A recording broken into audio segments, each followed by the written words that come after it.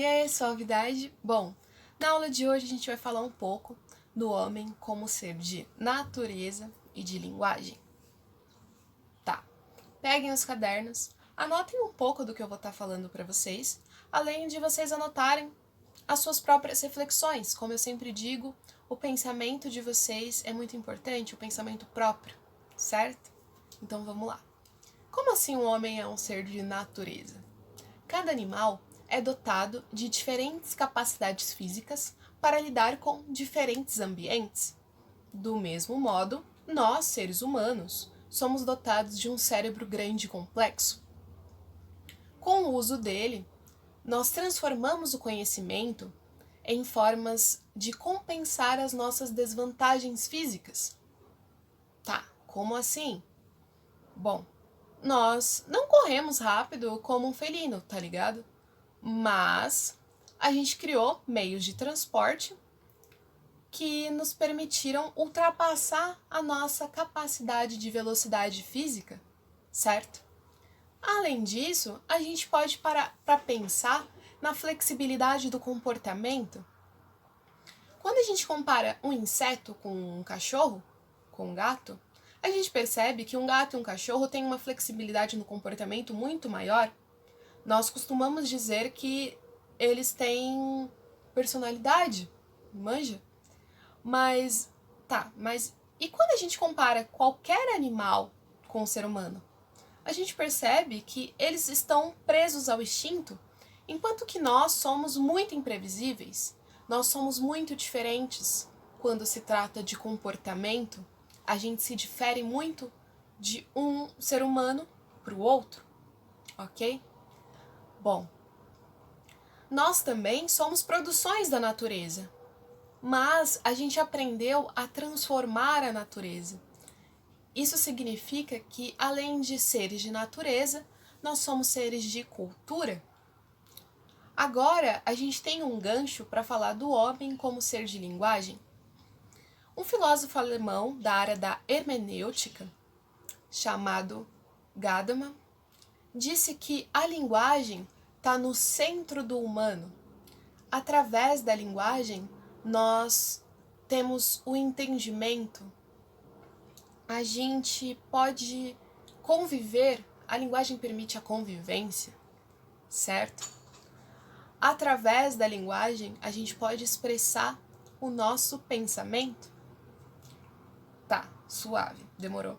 Mas o que é linguagem?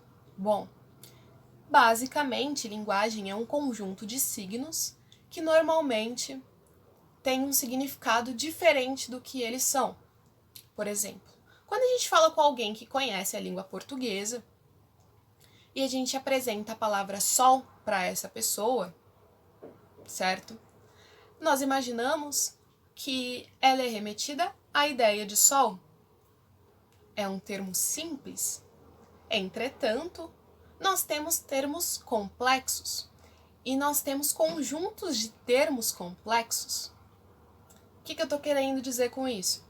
O que vocês pensam quando eu digo a palavra qualidade?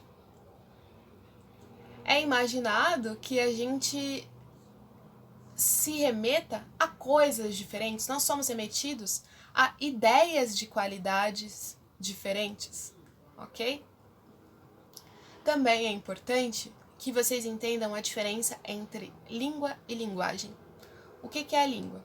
Língua é um conjunto de códigos escritos, sonoros, no caso da fala, e gestuais, no caso da Libras. Enquanto que a língua está limitada a isso, a linguagem tem um significado muito mais amplo. A linguagem ela pode se expressar através do desenho, em placas, por exemplo. A linguagem pode se expressar através da música, ela pode se expressar através do corporal, linguagem corporal, através da dança, do teatro, enfim. A linguagem se expressa de maneiras muito diferentes. Bom, além dela se expressar através da língua, certo? Agora que a gente chegou nesse ponto, eu quero que vocês tentem pensar na importância da linguagem para aquisição e para disseminação do conhecimento. Então a gente vai para um pouquinho de história, ok? Na Grécia Antiga, o conhecimento, o saber, era passado inicialmente oralmente, normalmente por poetas. A partir do momento em que foi criado o alfabeto grego, o conhecimento, o saber, em forma de texto, passou a falar por si próprio. Tá ligado? Como assim? Não era mais necessário um intermediário, um orador. Tá. Aí a gente chega no século XV, com a criação da prensa de Gutenberg. Os textos que eram copiados de maneira manuscrita passaram a ser impressos, e isso permitiu que houvesse uma escala maior, uma produção maior, certo? E, consequentemente, uma disseminação maior do conhecimento. Então, a linguagem, ela, em vários momentos, ela nos traz uma revolução, ok? Quando se trata de conhecimento, de saber.